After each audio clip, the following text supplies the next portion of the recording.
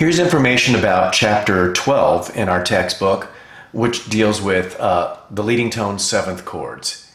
And there are 6 topics, and each one I'm going to address each. So for example, I'm going to mention what the leading tone seventh chord is, define it, and then we're going to talk about the word diminished minor, diminished, diminished hyphen diminished, a half diminished chord, a fully diminished chord, and the word prolongation, what that specifically means. So each one will be defined. So first of all, the leading tone seventh chord, it's easy for us to define what the leading tone of a chord is, or a leading tone, and that is because it is the 7th degree of any scale. Right now we're just dealing with majors and harmonic minors. So if we were in the key of C major, the leading tone chord, of course, is B diminished. And then if I was in the key of C harmonic minor, which is the parallel minor, they both contain the same tonic, C, but different key signatures. C minor has 3 flats, B, E, and A, but the 7th degree is B, which I need to raise from B flat to B natural. And therefore the B diminished will also be the 7th chord, the leading tone chord rather, of C harmonic minor. So C major and C harmonic minor actually share the same leading tone chord or leading tone triad. But now we're adding sevenths, a 7th degree to each one of those triads. And that's where the word diminished minor and diminished diminished come from. Here's I'm going to blow this up just a little bit more so you can kind of see it. A half diminished chord is one in which you add to a already existing diminished triad, and the diminished triad that we see there is B, D, and F. That's a B diminished. And then if we add a 7 to it, we got to go all the way up to A. And you'll notice it's A natural. B to A natural is an interval of a minor 7. So that interval is added to the diminished triad, which then will create what's called a diminished hyphen minor chord. So that's what that diminished hyphen minor means. Now, we want to call that chord a half diminished chord. So the notes B, D, F, and A stacked on top of one another is a B half diminished 7 chord. And that happens to be the leading tone 7th chord of C major because there's no sharps or flats.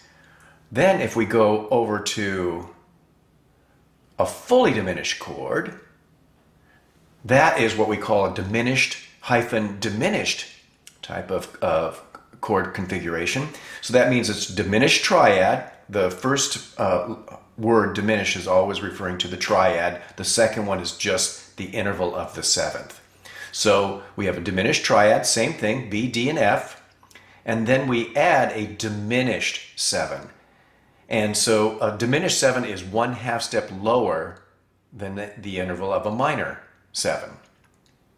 And if you remember correctly, the quickest way to find a minor 7, instead of going all the way up to the 7th degree, is actually to go backwards and go down a whole step. So if I was going from B to B, and then I went down a whole step from B, I would end up on an A. That's A natural. But if I needed a diminished 7th, I would go not only a whole step down, but a whole step and a half. And then some people will just make it simple for themselves. They'll go, well, I already know what a minor 7 is. B to an A is a minor 7th interval. And then you just lower that again by a half step and you will have a diminished 7. So B natural to A flat is a diminished 7 interval. And yes, that does sound like on the piano, it sounds like a major 6, B to G sharp. But again, in theory, we can't call that a diminished 7th because the interval is from B to G, which is 6. You have to have an A from B to make it a 7. So a diminished chord is B, D, F to A flat. And that is considered a fully diminished chord. So that chord is B fully diminished. Then the question is, that is no longer in the key of C. Of course not, because that's not the key that created it. It comes from the key of C harmonic minor. C harmonic minor again has 3 flats, B flat, E flat, and A flat. And if you raise the 7th degree, B, from B flat to B natural, then of course you will have B natural, D, F, and then the A is already flattened in the key signature. That's why we say that the fully diminished chord is associated with harmonic minor, and the half diminished chord is associated with the major keys. So now I'm going to switch over to my my actual. You'll see the staff, and show you more of what's going on in real time, as opposed to just kind of showing you a picture here. So I'm just going to reiterate everything that I did while showing you a copy of the chapter 12, and that is we've got these subjects here. I'm going to do a key. I'm going to create a key, C major, and of course that key has no sharps or flats, and I'm just going to deal with treble clef for now.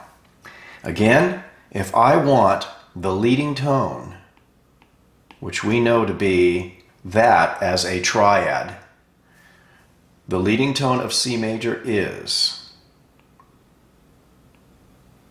B diminished, and the key signature supports that.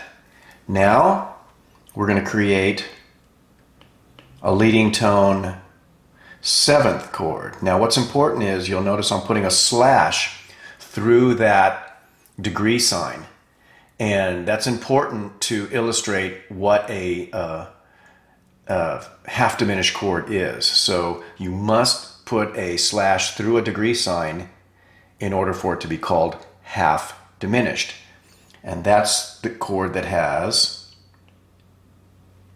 the diminished triad.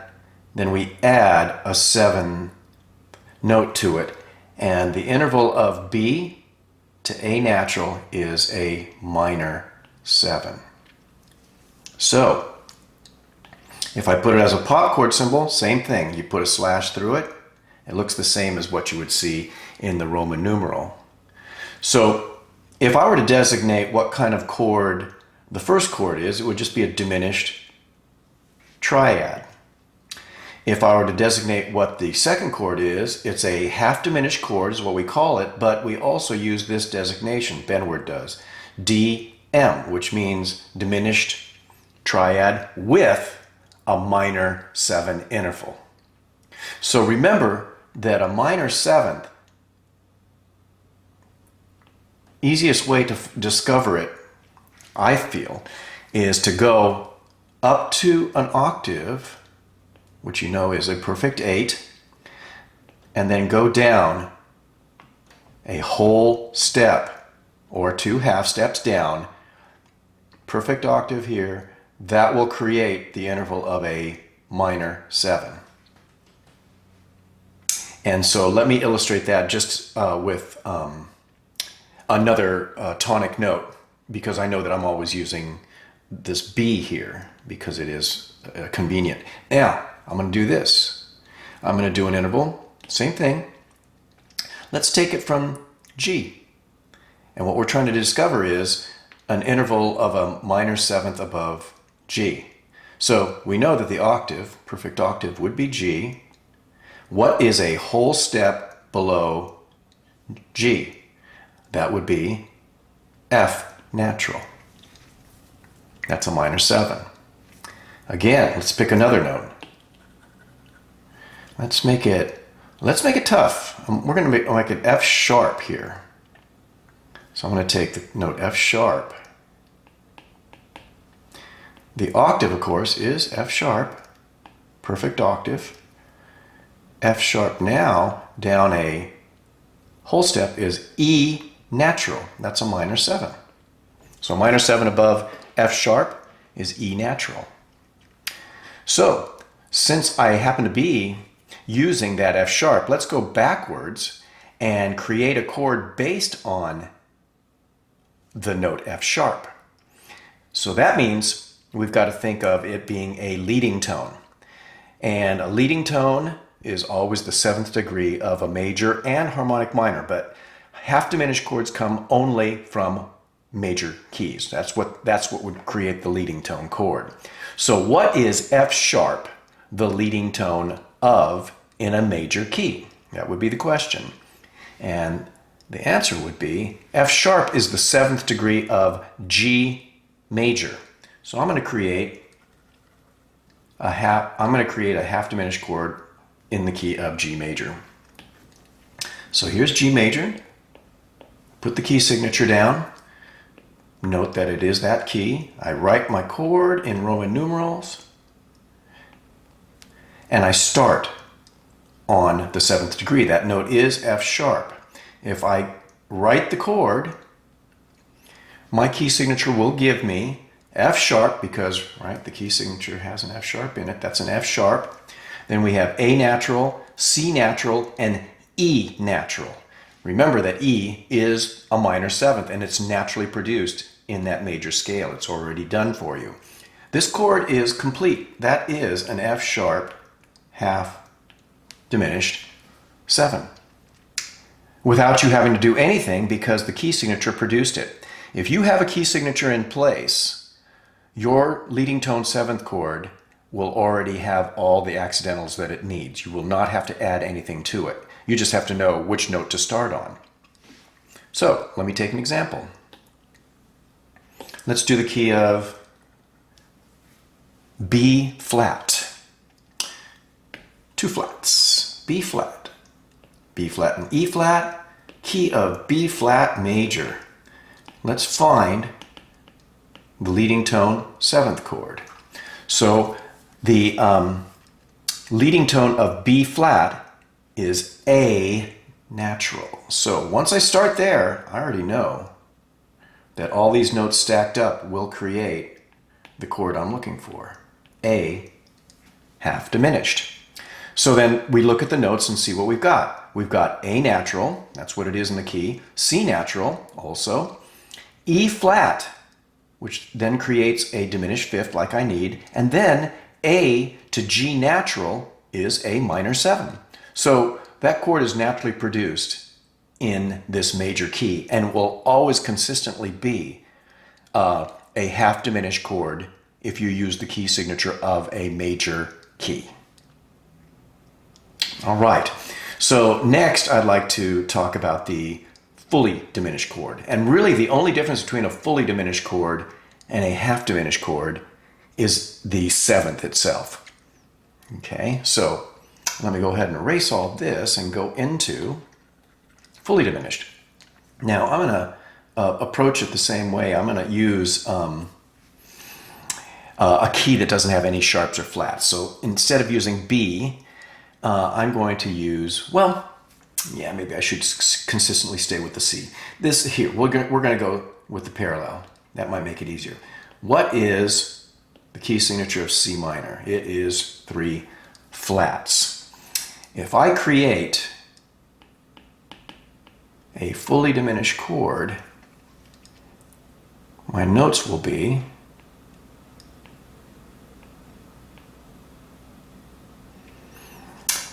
my harmonic minor, remember, is always what we use here in this time period here. So that note would be a B natural. It has to be in order for it to work correctly. Notice I don't have a slash through the degree sign because that means fully diminished. So that would be in Benward's writing a diminished triad with a diminished 7. So let's see if we have a diminished 7 created here.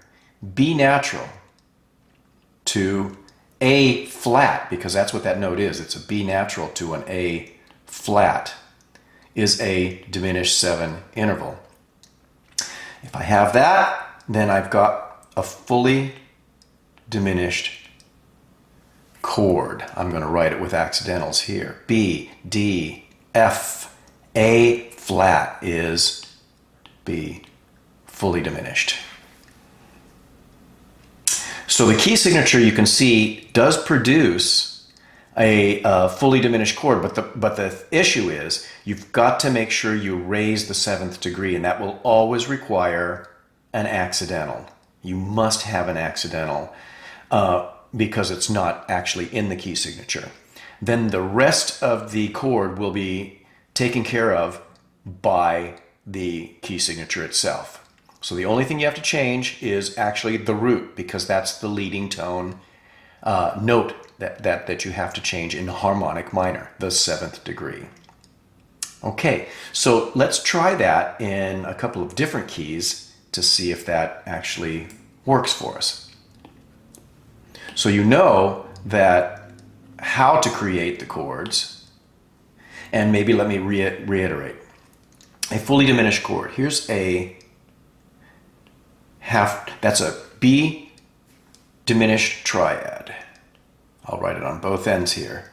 I add a 7 to it. If it's A natural, it is half diminished.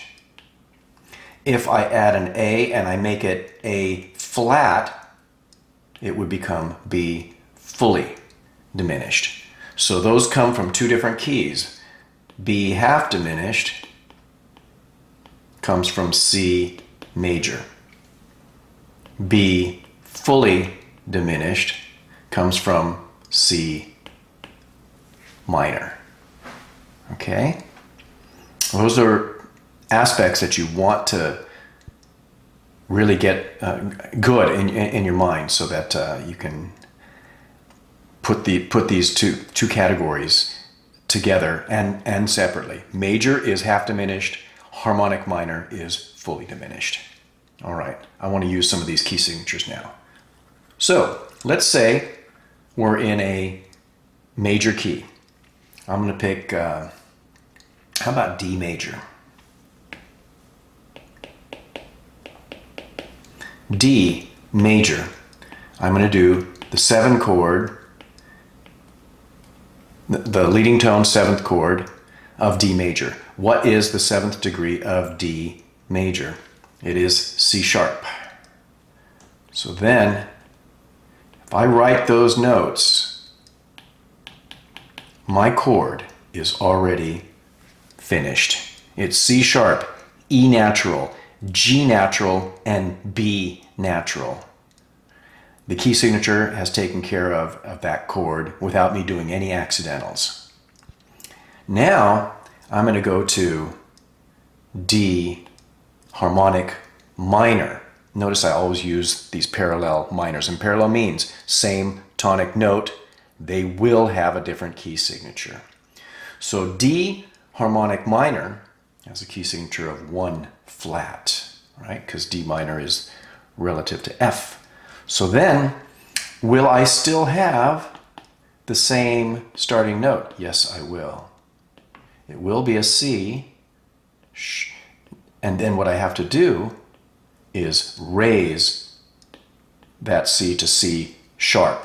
Notice, same name except fully diminished, because C sharp is now going to, on the top, a B flat. That is a diminished 7 interval, which then means D harmonic minor with a key signature of 1 flat, starting on the note C sharp, because that's the 7th degree raised, will create a C sharp fully diminished 7 chord. So both of those ideas again reflect those principles that I was talking about earlier. So then next I'm going to talk about the voice leading of these particular chords. So now I'm going to talk about the voice leading of a leading tone diminished 7 chords, leading tone 7th chords. We've already discussed from the previous chapter what happens with the voice leading of a dominant 7 chord. The most important aspect is to resolve the 7th down. That happens almost 90% of the time because you're usually using a circle 5 to 1. And the only time that that seventh doesn't resolve is when the next chord that follows it doesn't allow for a resolution. You can't use that. You can't resolve it. So with diminished chords, leading tone seventh chords, you do the same thing. You have to resolve the seventh of the chord downwards a scale degree. And then what you have to do with there's another aspect that you have to deal with. Sorry, there was a phone call. The next note that you have to deal with is the actual root of the chord. And that needs to be resolved as well, but not downwards a scale degree, upwards a scale degree. So here's an interesting look at what we need to do. I'm going to take a B, half diminished chord, which is the 7. And by the way, 7s resolve to 1. So I take the 7th, which is the A, and I resolve it down to G because I'm in the key of C. Pretty easy.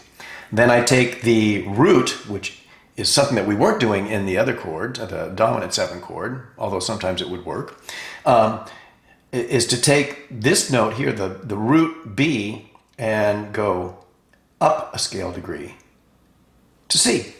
So as you can see, and that's pretty good. As you can see, these two notes will resolve to the tonic. Then all we have to do is fill it in, and we've got ourselves a nicely resolved chord there. What it sounds like is when you hear it, and let me see if I can get to the piano here, is we have B half diminished. And what happens is those two notes, the outer notes, the A resolves down, and the tonic resolves up. So you have,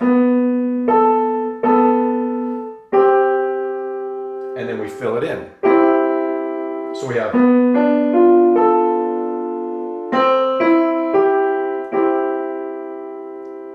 now, if we were to take that same chord but make it fully diminished, pretty easy to see here. I'm just going to change a few things here for us. All right, got to change that. C minor, fully diminished, goes to a minor chord. This would be B fully diminished. Now remember, C minor has 3 flats, so it would be B, E, and A. Now, this note needs to be B natural. It is a B natural at this point. But notice, this note now is A flat because you're in the key of C minor. But if you'll notice, I don't even have to change my notes from before because my A flat now goes down a scale degree to G and my B natural goes up to C. The only thing that's missing is this inner note, and remember that because I'm in the key of C minor, that note now is an E flat. So then we have this chord, B fully diminished sounds like this, with A flat on the top, and the A flat resolves down, and the B resolves up. So we have this. And then this time I have to add the minor third. So we have,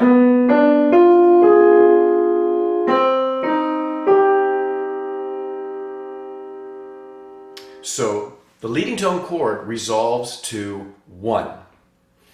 And the 7th resolves down a scale degree. And then the leading tone or root goes up a scale degree.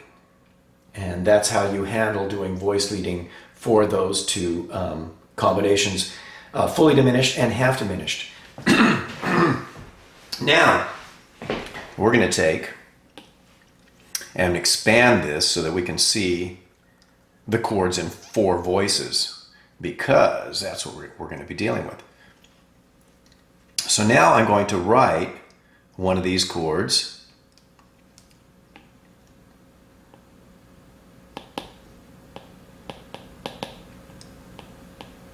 in a bigger format here. Excuse me. Got that, and then we have, all right. So now I've separated the tenor quite a bit, and it's down there, but this is still a B half diminished in root position. So it's important for me to resolve the A, which I will. That's the 7th, down to G. Then I'll resolve the root up to C. Now I've at least taken care of those 2 notes. The only other thing I have to worry about now is filling in the chord, and since I have 4 voices, I need to double a note. I've got to decide what note I'm going to double. And in this case here, it's pretty easy to go from the F, the alto, to the E natural there. Very, very naturally produced. And then go in contrary motion to my tonic. So I do have 2 tonics there, and then I have an E and a G. There's a great resolution of those factors and the chord itself. Now, what would happen if I had an inversion? Do I still do the same thing? Yes. So now I'm going to make an inversion of this chord. And we still use the same numbers for all 7th chords in Roman numerals, everybody. So if I have even a minor 7 chord, it's still going to be root position 7. If I have a first inversion of that minor 7 chord, it will be 6-5. So first inversion, second inversion, third inversion, all use the same numbers that we had before. But this time, I'm not going to put the root in the bass. I'm going to let's put it in this inversion here. So let's put the other note somewhere else.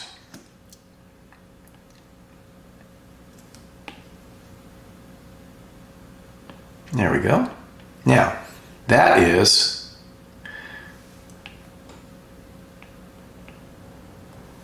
a B half diminished chord in first inversion because the D is in the bass. That's the 3rd of the chord. So what do? We have to call that 7 half diminished 6-5 because it's first inversion. So we must agree with the chord configuration. Pop chord says B half diminished with a D in the bass. The D is the 3rd of the chord. That is first inversion. 6-5 is the number we use for first inversion. Now, do we resolve the same way? Yes. So the 7th still resolves down. The root still resolves up. Now, those 2 notes, identical to what we had before, and I'm going to end up doing the same configuration. I'm going to give the alto the E, and I'm going to descend down to C for the bass. And that gives me a root C major chord. Now I've still satisfied all the voice leading. The 7th is resolved, and so is the root. Root going up, 7th resolving down. So those principles apply to all of our diminished chords. Now let me take a fully diminished chord. And to make it easier, I'm just going to keep it as a B, but I'm going to make it fully diminished.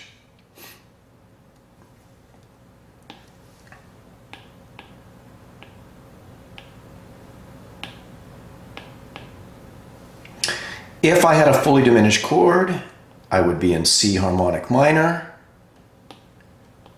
My Roman numerals would be slightly different.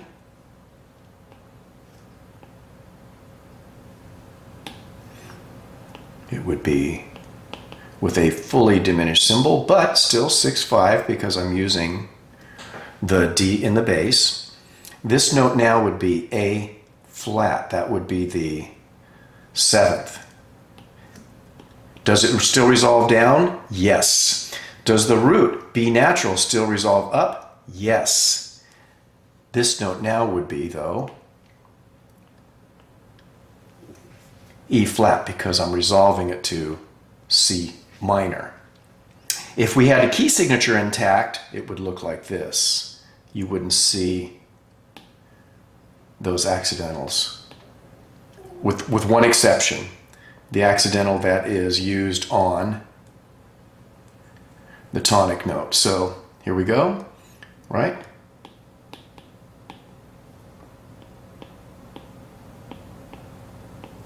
Now, this note here, B, in this key, would have to be B natural. Then, what would happen with these notes is, that note is A, the 7th here is an A flat, and this note here is the 3rd of this chord is an E flat.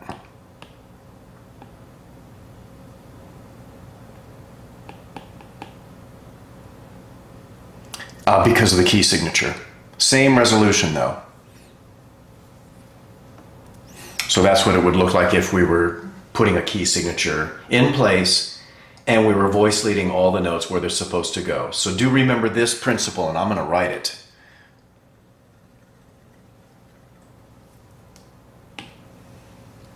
Seventh resolves down a scale degree,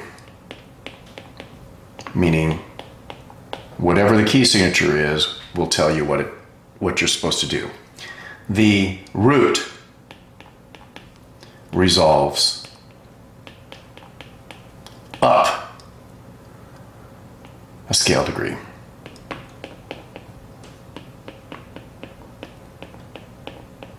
And that literally is what you've got to memorize. Regardless of the inversion of the chord, those two principles will always apply. And so you want to keep those as those first two rules you want to deal with there with the chords. Then next, I'm going to talk about what that word prolongation means. Prolongation literally means you're taking some type of a sound and you're prolonging it in a piece of music, but by just merely repeating the chord is not what a prolongation means in this example here. What they're talking about is that there's two chords that are very closely related to one another in a diatonic key, and that is the 5 chord and the leading tone 7 chord. So, for example, if I take in the key of C, so this is prolongation I'm talking about.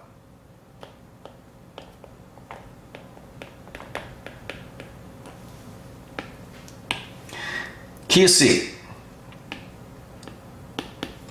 What is the 5 chord? It is G.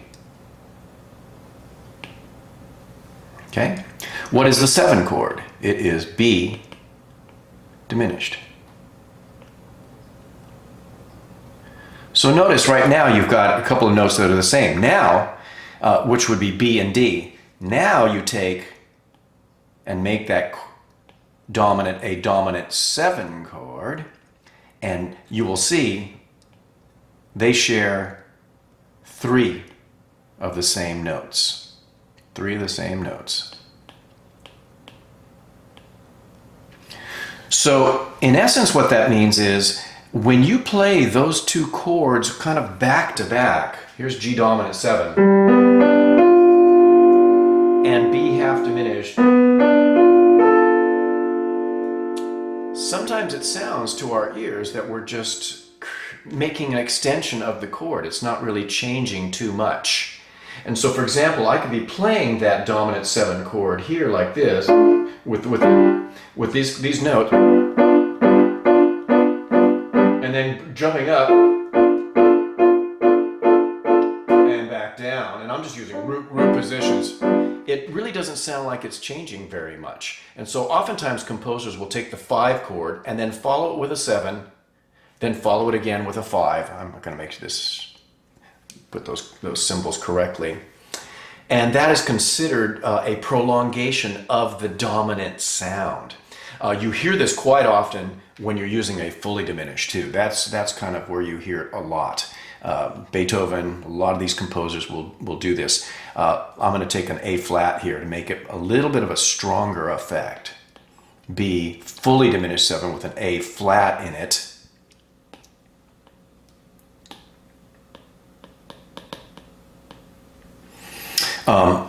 Has a little bit more of an effect here, and that's this. The G dominant 7, and then the A and the B, adding an A flat. So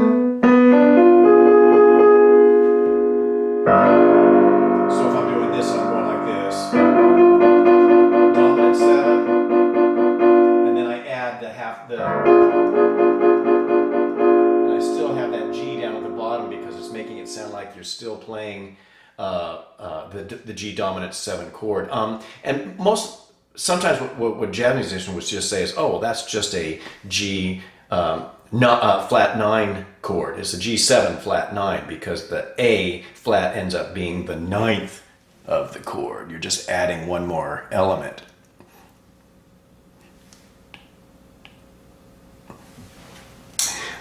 That is considered what's called a prolongation, that you're prolonging the sound of the dominant by turning it into the leading tone chord. If you exclusively go to the leading tone chord and then you start capitalizing on just that chord itself, then you're just using a leading tone for the effect of going to a 1 chord. But those 2 chords are associated so strongly in tonal music that that's what they're referring to by using the word prolongation. Composers will do both of those chords next to each other, and you're literally prolonging the effect of the 5 chord. And in the best terms, it really just means that you're creating this dissonant chord, which is a dominant 7 chord or a diminished chord, diminished 7 chord fully or half, and then you are resolving it to the expected place, which is the 1 chord, either major or minor. And so you're creating tension by having these chords like dominant 7 and half diminished 7, fully diminished 7, and you're resolving them. So tension and then release. And that's what that prolongation is referring to. So that's basically the end of what's going to happen in this chapter here. Knowing what the terms mean.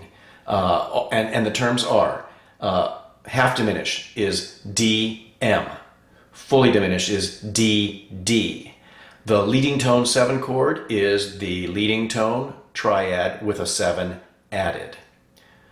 The resolution is that the 7th resolves down a scale degree and that the root resolves up. Prolongation means that you're just using the 5 chord and the 7 chord in combination with each other, one after another, to create a prolonged effect of this constant tension to be released with the 1 chord, with the resolution of the 1. And that's a synopsis of this chapter 12.